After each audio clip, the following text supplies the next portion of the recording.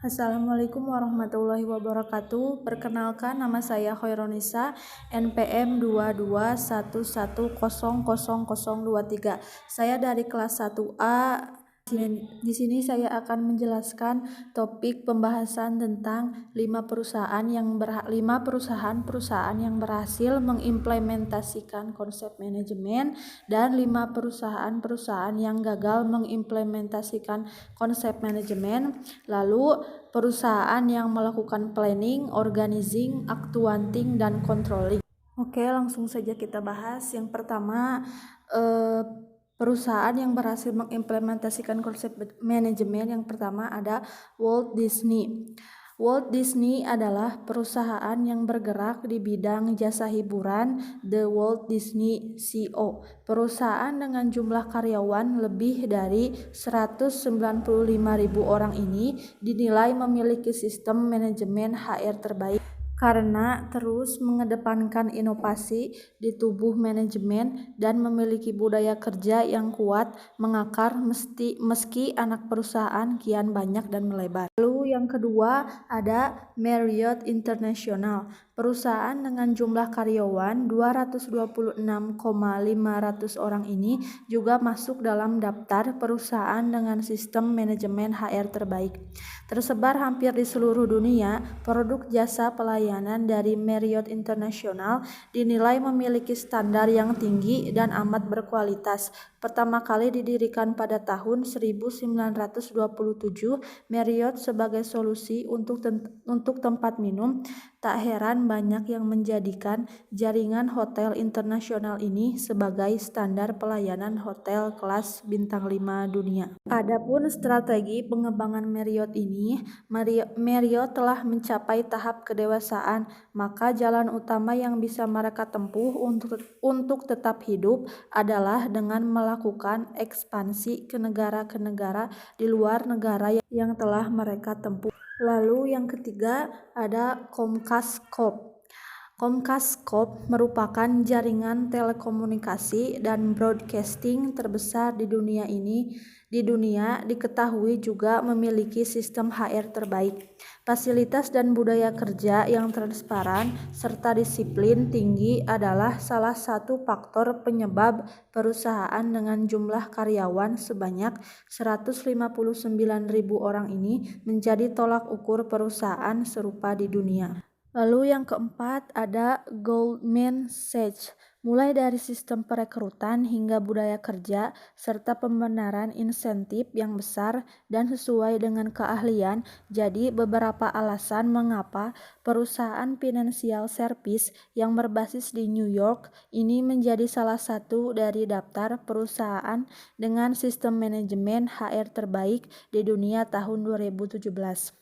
Goldman Sachs didirikan pada tahun 1869 di kota New York, Amerika. Yang kelima ada Apple, satu smartphone yang banyak digunakan oleh masyarakat yaitu iPhone.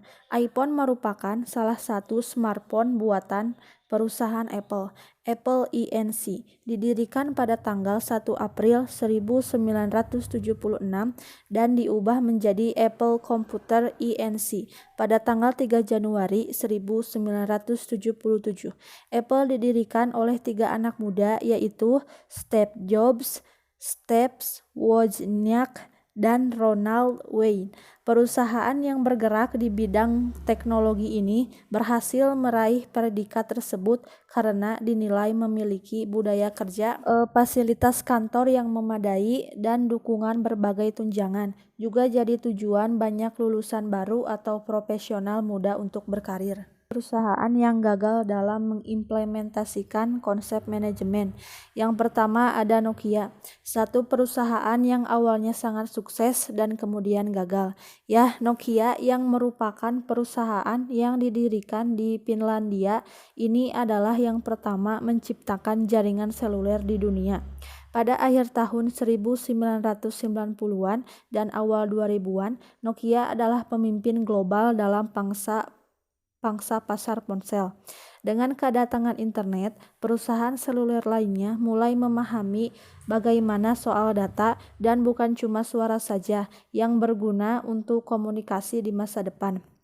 Nokia tidak memahami konsep perangkat lunak dan terus berfokus pada perangkat keras karena manajemennya takut untuk mengasingkan pengguna yang telah memakai produk mereka saat ini. Terlebih lagi jika mereka merubah terlalu banyak. Satu kesalahan Nokia adalah fakta bahwa mereka tidak ingin memimpin perubahan drastis dalam pengalaman pengguna. Hal ini menyebabkan Nokia mengembangkan kekacauan sistem operasi dengan pengalaman pengguna yang buruk yang tidak cocok di pasaran. Yang kedua ada Xerox. Xerox sebenarnya yang pertama kali menemukan PC atau komputer dan produk mereka jauh lebih maju daripada zamannya pada saat itu. Sayangnya manajemen mereka berpikir bahwa digital akan menjadi terlalu mahal dan mereka tidak pernah merasa bersusah payah dalam mengeksploitasi peluang yang mereka miliki. Produk-produk komunikasi digital yang diciptakan tidak dilihat sebagai suatu yang dapat menggantikan tanda hitam di atas kertas putih.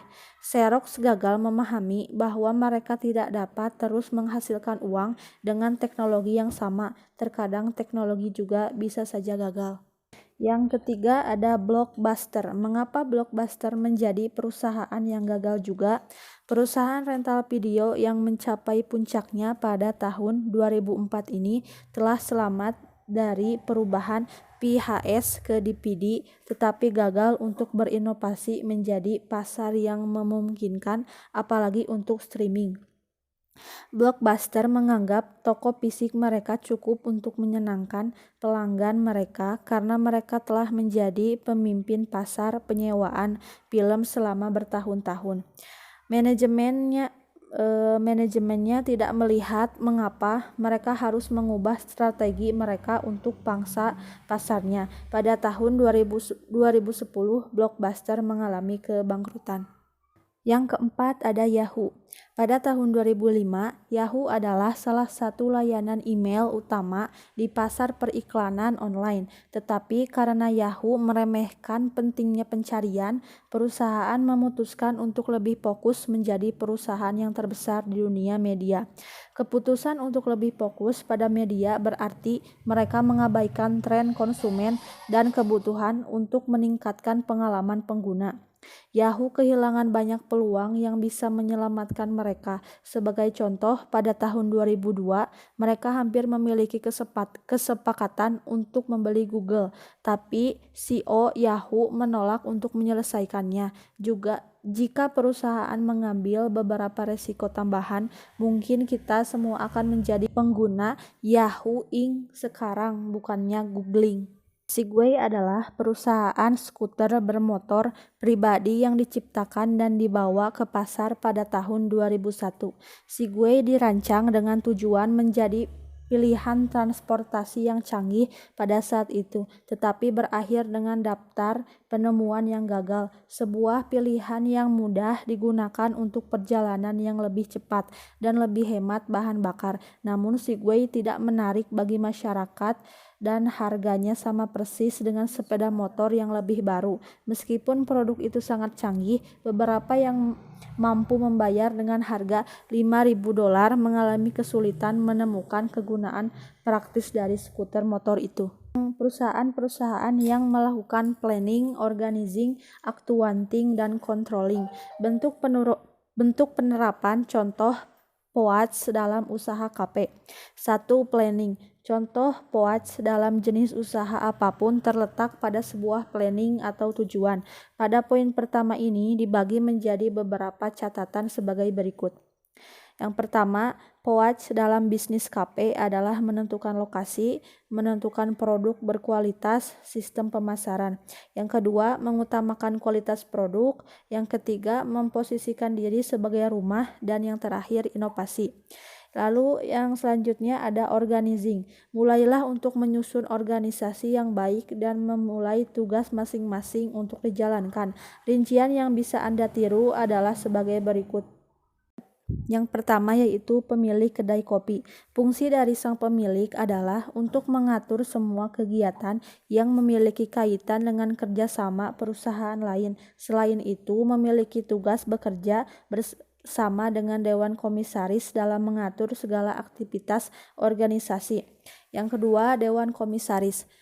Dewan Komisaris, fungsi dari Dewan Komisaris yaitu membantu CEO atau pemilik kedai dalam mengatur kegiatan yang berhubungan dengan kerjasama, mulai dari membahas evaluasi, kinerja manajer, sistem operasional, karyawan, dan hubungan masyarakat.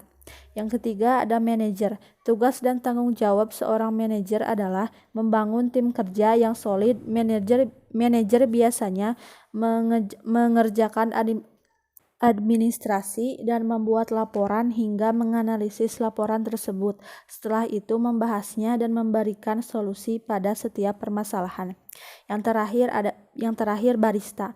Tugas dan tanggung jawab seorang barista adalah membuat hidangan dan pesanan konsumen, termasuknya di dalamnya mengontrol bahan baku serta meriset inovasi produk dan kebutuhan konsumen.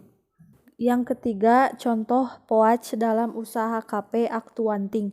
Hal ini memberikan tujuan di setiap kegiatan bahwa seorang pemimpin harus bisa mengarahkan dan memberi semangat dan motivasi pada bawahannya. Tujuannya tentu saja agar bisa bekerja dengan disiplin dan bertanggung jawab. Yang keempat, controlling. Arti dari hal ini tentu saja dengan melakukan berbagai pengecekan, mengontrol atau mengecek struk bahan misalnya, atau bisa juga dengan memantau kinerja karyawan. Begitu pula dengan